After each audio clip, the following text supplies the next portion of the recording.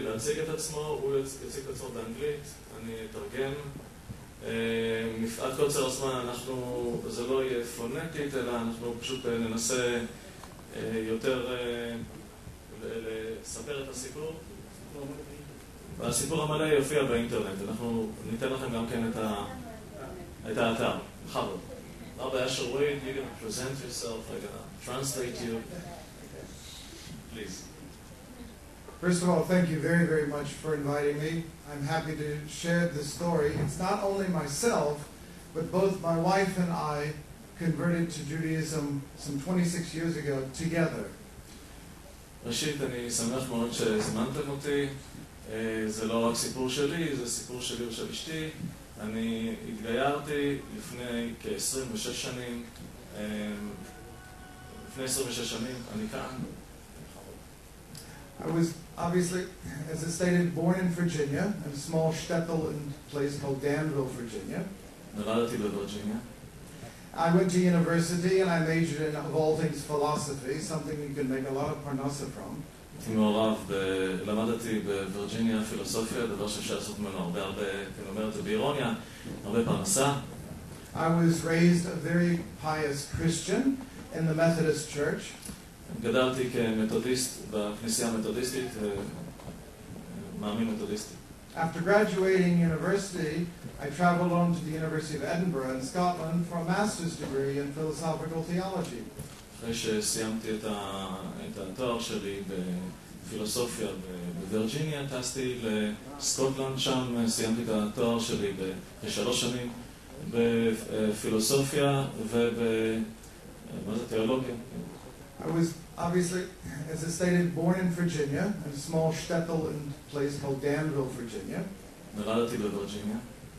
I went to university and I majored in, of all things, philosophy, something you can make a lot of parnasa from. הייתי מעורב, למדתי בווירג'יניה פילוסופיה, דבר שאפשר לעשות ממנו הרבה, אני אומר את זה באירוניה, הרבה פרנסה. I was raised a very pious Christian in the Methodist Church. גדלתי כמתודיסט בכנסייה המתודיסטית, מאמין מתודיסטי. After graduating university, I traveled on to the University of Edinburgh in Scotland for a master's degree in philosophical theology. אחרי שסיימתי את התואר שלי בפילוסופיה בווירג'יניה, טסתי לסקוטלנד, שם סיימתי את התואר שלי ב3 שנים בפילוסופיה תיאולוגיה. After that, I took a sabbatical and went to Berlin. At the time, it was West Berlin, surrounded by communist East Germany. עברתי למערב ברלין, הייתה אז בשליטת הגרמנים, הייתי כבר שייכת לצד הגרמני. שם רבי וייט למד באוניברסיטה עוד חצי שנה.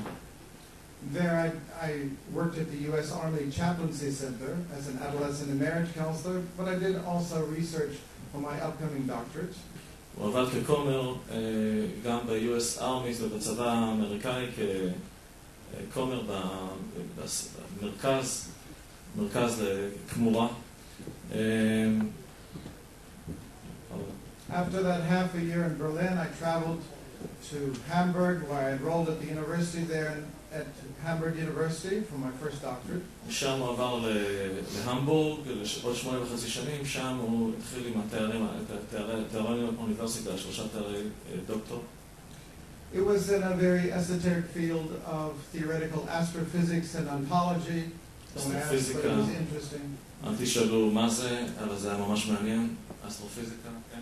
But also, ever since the age of 16, back in high school, I also made a decision that I wanted to become an ordained minister in my Christian church. כשהייתי בן 16 כבר אז קיבלתי איזושהי החלטה, ביני לבין עצמי, שאני רוצה להיות מיניסטר, אני רוצה להיות כומר בכנסייה.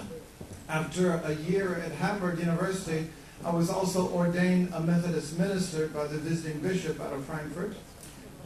במהלך התקופה של הלימודים גם כן הייתי במשך 3 שנים כומר בכנסייה המתודיסטית, לא מתודיסטית, זה הכנסייה הפרוטסטנטית, אז מתודיסטית. Yes. A year after that, still at the university, I was called into a church where I was a minister of a congregation for 3.5 years. Okay. You're gonna say it as you continue.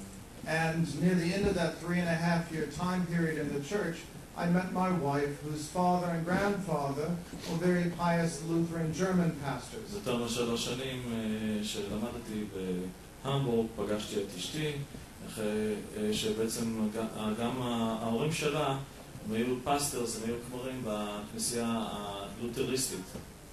הוא מוקף בתמורה מכל הצדדים. זה לא הייתה הוא התחיל, אני תכף ימשיך הלאה את הסיפור חלק. 3.5 months after my wife and I were married, on one Sunday morning before we were going to church, we opened up the newspaper. We had some extra time to look at the articles there. אני רוצה לומר משהו, לפני שאני אמשיך לתרגם פונטיקלי, אני רוצה שזה יהיה ממש מעניין. אני רוצה לומר שאנחנו יכולים להתרשם מאדם מאוד אינטליגנט, שבאמת הקיף את החברה המערבית, את האקדמיה, תארים אקדמיים, נחשב לגאון, פשוט כך, 3 תארים, זה לא כל כך פשוט. ויחד עם זה, אדם כזה חושב, הוא גם פסטר, ממלא במשרה במקביל של משרת כומר ל-45 משפחות בכנסייה הפרוטסטנטית. יום אחד הוא פותח את העיתון, והוא רואה בעיתון תמונה מזעזעת בשנת 1938 של בית הכנסת המרכזי של המבורג, כפי שהוא היה בעבר, והשנה היא שנת 1978, שהוא מסתכל ורואה את התמונה של בית הכנסת, הוא מזהה מסביב את כל האזור, מכיוון שהוא בעצם גר שם עכשיו, מתגרה יחד עם אשתו. הוא מזהה את האזור ופתאום הכל חי לפניו, והוא מבין, פה הייתה כנסייה, היה בית כנסת, בכנסת המרכזי של המבורג, והנה אני מזהה את הכל מסביב, רק בית הכנסת חסר פה. יש פה פארקינג לט, יש פה בסך הכל חנייה, ואין אפילו סימן אחד. אין כלום שמרמז שפה היה בית כנסת. כלום לא נשאר. מחקו את ההיסטוריה. By seeing this newspaper article, it was no longer that this Holocaust or this Kristallnacht, this pogrom, it wasn't that it had taken place in a country thousands of miles away, hundreds of years ago, but rather it had taken place merely 10 years before my birth, right outside our kitchen window. הקריסטלנאכט זה בעצם מין תנועה נאצית שהחריבה בתי כנסת, הרסה, שרפה ספרי תורה, בתי מדרש, וזה בעצם היה רק 10 שנים לפני שנולדתי. אבל פתאום כשאני רואה את כל התפאורה מסביב שאני מכיר, וזה בהמבורג, ואני מכיר את המבורג כל כך טוב, זה פשוט היה חי. זה פתאום עמד מולי כמו נד, וחשבתי לעצמי, רגע, מה קורה פה? But in this Kristallnacht, if you'll allow me a bit of historical information, Kristallnacht took place in every city, town, and village across all of Greater Germany, all of Austria, as well as part of the Czech Republic. הקריסטלנאכט זה לא איזה מין תופעה מקומית בהמבורג. לא. זה הקיף את כל גרמניה, את כל אוסטריה. זה תנועה נאצית שמחקה בתי כנסת, שרפה ספרי תורה בכל מקום בלילה אחד. וזה לא מה שזעזע אותי, כי יכולתי לראות הרבה זוועות בהיסטוריה, אבל פתאום אני רואה שזה כאן במקומות שאפשר פשוט לראות. חייתי בהם, הכרתי הכל. הרגשתי שזה ממש כאן. זה גרם לי להתחבר לזה, כן.